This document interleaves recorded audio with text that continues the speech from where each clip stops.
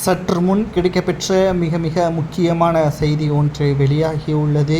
நேற்று முன்தினம் அமலாக்கத்துறை அதிகாரிகள் தமிழக தலைமை டாஸ்மாக் மேலாண் இயக்குனர் வீட்டில் சோதனை செய்யப்பட்ட நிலையில் மூட்டையாக பணங்களை ஊழல் செய்திருக்கிறார்கள். சுமார் 39,000 கோடிக்கு மேலாக 3 ஆண்டுகள் மட்டும் மிக மோசமான எதிர்பாராத வகையிலான அமலாக்கத்துறை அதிகாரிகளது ரைடையே ஆச்சரியப்படுத்தும் விதமாக மேலாண் இயக்குனர் கொடுத்த வாக்குமூலம்தான் தற்பொழுது இந்தியா முழுவதும் பேசப்படக்கூடிய ஒரு விஷயமாகவே அமைந்திருக்கிறது.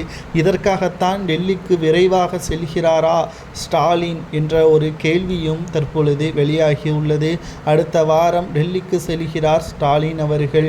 மோடி அவர்களிடம் அப்படி என்ன பேசப் போகிறார்? காலில் விழுந்து விடுவாரா? இதற்கு முன்னால் மருமகனை காப்பாற்றுவதற்கு ஒரு முறை டெல்லி சென்று பிரதமர் மோடி அவர்களை சந்தித்தார். அதற்கு பிறகு சபரீசன் கைது செய்யப்படுவதிலிருந்து தப்பித்து கொண்டார். இந்த முறை ஸ்டாலின் அவர்கள் டெல்லிக்கு செல்வது செந்தில் பாலாஜியையும் நிதியமைச்சரையும் துணை முதல்வரையும் காப்பாற்றுவதற்கா என்ற ஒரு கேள்வியும் சமூக வலைதளங்களில் வைரலாக பரவி வருகிறது.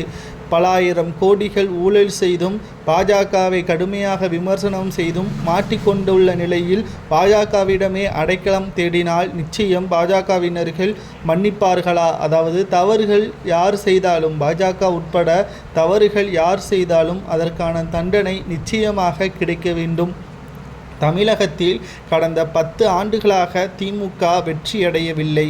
மக்கள் திமுகவின் தலைவர் ஸ்டாலின் சொன்ன வாக்குறுதிகள் 505ஐ நம்பி சிறுபான்மையினர்கள் ஓட்டுக்களை செலுத்தி நிச்சயம் திமுக இந்த முறை சொன்ன வாக்குறுதிகள் அனைத்தையும் நிறைவேற்றும் என்ற நம்பிக்கையின் அடிப்படையில்தான் 2021இல் திமுகவை அரியணையில் அமர்த்தினார்கள். ஆனால் திமுக சொன்னதையும் செய்யவில்லை, சொல்லாததையும் மக்களுக்கு தீமைதான் செய்திருக்கிறது.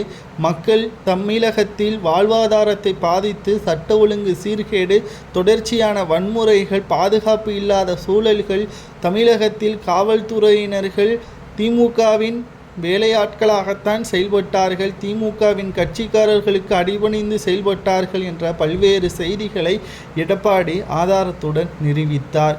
தற்பொழுது அமலாக்கத்துறை அதிகாரிகளது சோதனையின் முடிவில் வாக்குமூலம் கொடுத்த தமிழக தலைமை டாஸ்மாக் மேலாண் இயக்குனர் கிட்டத்தட்ட செந்தில் பாலாஜி 39,000 கோடிக்கு மேலாக கருப்பு பணத்தை வைத்திருக்கிறார். அதை திமுகவில் இருக்கக்கூடிய முக்கிய நபர்களுக்கு பகிர்ந்தளித்து விட்டார் என்று கூறியுள்ளார். இவர்களுக்கு என்ன தண்டனை கொடுக்கலாம்?